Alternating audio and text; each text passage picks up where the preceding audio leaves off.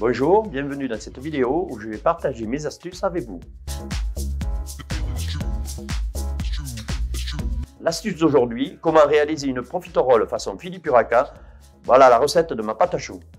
Donc pour ça, je mets le sucre dans la cuve du batteur, le beurre. Je vais travailler au robot à la feuille, sabler le beurre et le sucre. Donc là, il faut que le beurre soit bien sablé avec le sucre avant de rajouter la farine, de façon à ne pas avoir des petits morceaux de beurre dans la pâte qui vont fondre au four. Voilà, vous voyez, là j'ai bien sablé mon beurre et mon sucre. Donc je rajoute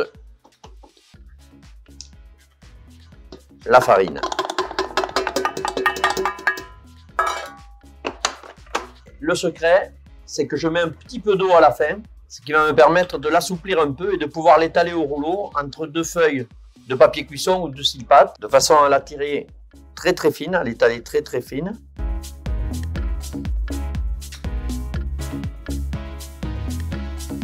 Alors, vous voyez, l'intérêt des doubles papiers, c'est que je décolle immédiatement. J'ai une pâte qui n'adhère pas à la table et qui est parfaitement lisse. Voilà, ça je vais le stocker au froid et pendant ce temps je vais réaliser la pâte à choux et on découpera ensuite à l'aide d'un emporte-pièce des formes que l'on déposera sur la pâte à choux. Donc là on va réaliser la pâte à choux. Dans la casserole j'ai mis 100 ml de lait, 100 ml d'eau, 100 ml de beurre.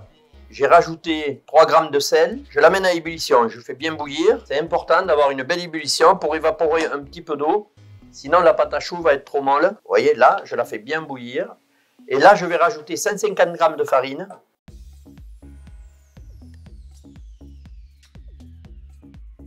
Je mélange hors du feu. Voilà, maintenant que j'ai bien mélangé, je reviens sur le feu. Et ça s'appelle dessécher la pâte à choux. Donc c'est toujours sur le feu, en remuant, de façon à ce que l'humidité s'évapore. Alors je dirais qu'il vaut mieux avoir un excès de desséchage que pas assez. Pourquoi ? Parce que si je suis en excès, je mettrai un petit peu plus d'œuf tout à l'heure au mélange, ça développera bien. Si j'ai pas assez desséché, je ne pourrai pas mettre tous les œufs et la pâte à choux ne va pas développer correctement au four. Vous voyez? Regardez, la pâte à choux, là, on a une belle panade. Donc là, je vide la pâte à choux dans la cuve du robot. Vous voyez, j'ai la pâte à choux au fond, je mets la feuille. Je vais faire tourner celle-ci un petit moment avant de rajouter les œufs.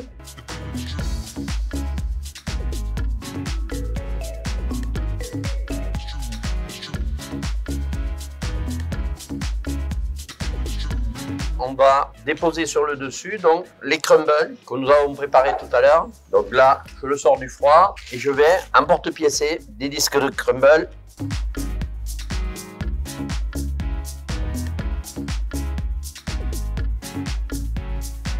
Et là, je vais enfourner. Je monte mon four à 240 degrés, j'éteins le four, j'enfourne pendant 8 minutes. Au bout de 8 minutes, je le rallume sur 170 degrés, clé ouverte, c'est-à-dire le ras du four ouvert, pour que la buée sorte au fur et à mesure de la cuisson. Alors voilà, la pâte à choux sort du four. Vous voyez, une belle pâte à choux, elle est vide, pas de toile à l'intérieur. Et là, maintenant, on la réserve